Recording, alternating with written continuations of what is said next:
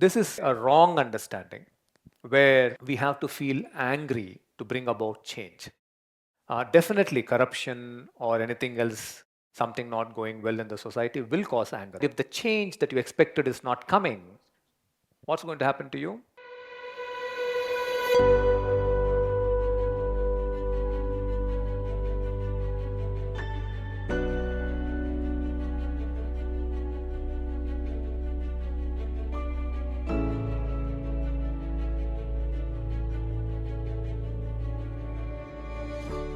You see, problems are also on the rise at the micro level, at the macro level.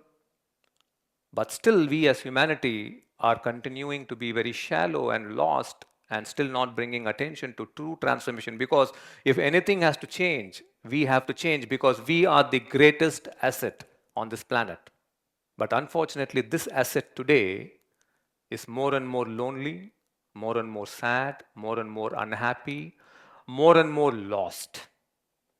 And this needs to change. So, one of the most important things that Shri Preetaji and I go around doing is bringing about this change and making people understand how to address your problems by living in a beautiful inner state. Because once you learn to live in that state, you are very, very strong. You're weak because you are in a very stressful state.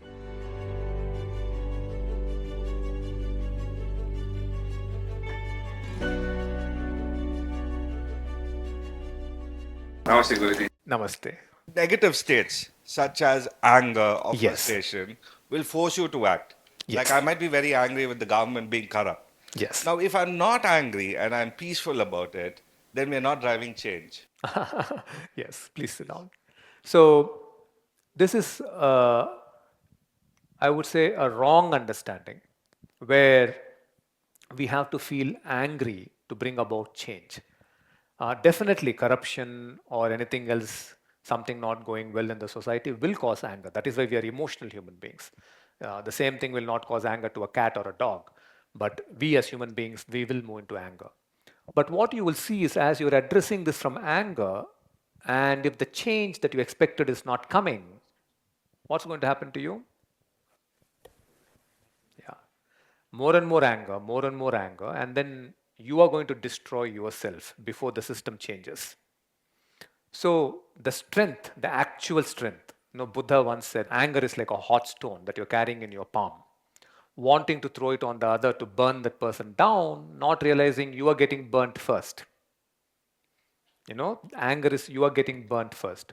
Understand that the greatest strength and the new way of learning should be able to understand this, solve this problem of corruption or whatever it is from a state of tremendous courage and peace and calmness, which is not destroying you. So, one of the teachings that we go into, which I cannot go into here, is the differentiation between problem and suffering.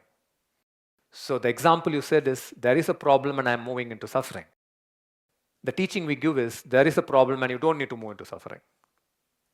You can still address this problem without getting angry. Anger will come, but you can resolve this and then address that same problem, which will actually make you tremendously strong. But can you even figure out what the problem is without suffering, without anger? Yes, absolutely. Because problem is always information, right? So if you have enough information, you can figure out what the problem is. Today we have enough information why two countries are fighting. You can continue to fight or you can stop fighting because there is enough information.